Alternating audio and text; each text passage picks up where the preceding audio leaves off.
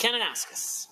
Thank you, Mr. Speaker. I rise today to speak to Bill 34, the Access to Information Act.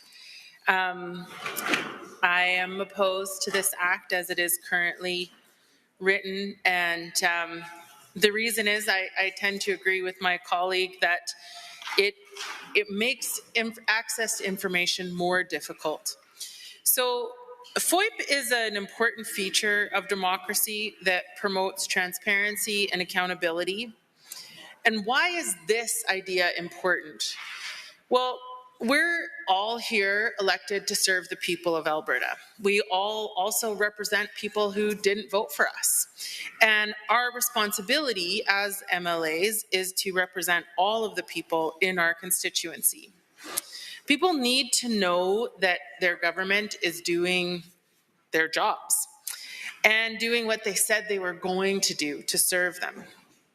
This act, or FOIP as a process, really ensures that public bodies are open and accountable. And that openness and accountability is essential to democracy. It's what gives our constituents the ability to ask us questions about what we're doing, and it provides the legislative framework that requires us to provide those answers.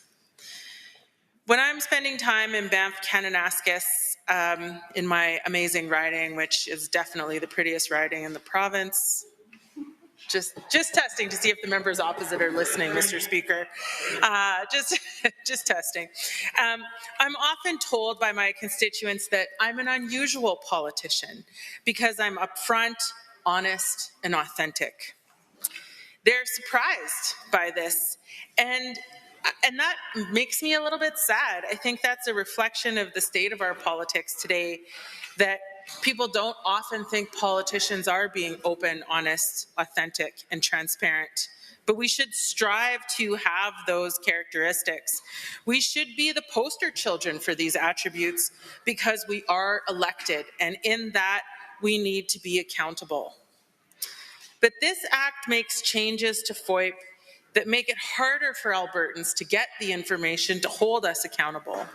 It's a self-serving act by this UCP government to make information about government decisions less accessible. And that is not good. I mean, I can think of lots of other words to describe it, but I'll just stick with not good for now. This legislation expands cabinet confidentiality to include messages between ministers and political staff, but it doesn't really define who political staff is or what this means. So I'm imagining a FOIP request for information if, say, a minister's chief of staff is copied on that email. Would that email then not be included in information provided to the public because a chief of staff is copied? What about a deputy minister or an assistant deputy minister? I imagine there are plethora of communications that include a minister or his or her chief of staff and a DM and an ADM. The content of those emails or those conversations may be of interest to the public. That does not necessarily include cabinet confidentiality for me. So I question how this act will be applied and what that actually means for people who are seeking additional information from a minister's office in ways that maybe don't violate cabinet confidentiality.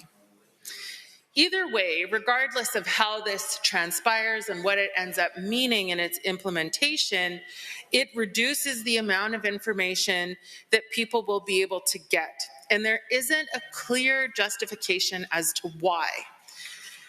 And for me, that's just really disappointing because people have a right to ask us questions and we have a responsibility to give them answers. It makes people question what this government has to hide. I think there's already issues with people trusting this government. I think there's issues with people trusting politics and politicians in general. And this act doesn't help us move towards a space where the public can trust us as politicians and trust this government to serve them. But, you know, it's not the first time that this government has passed pieces of legislation that don't foster transparency and accountability with Albertans.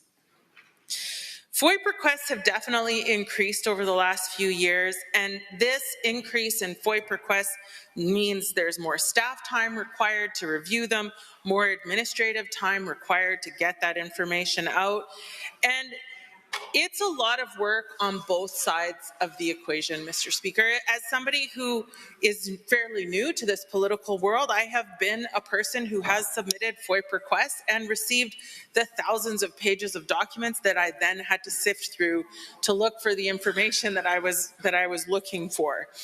It's not something that people go into thinking it's going to be easy. It creates a lot of work for everybody.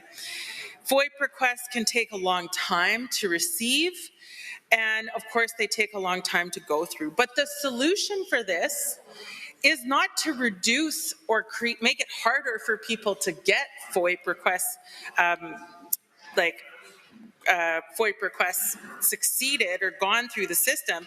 The solution is to be more transparent up front so that people don't need to submit requests in terms of FOIP in the first place. That we have a government that is transparent and accountable and honest and authentic just in the way that they do business. That is what we need in FOIP. And with that, I think I'll take my pause. Thank you.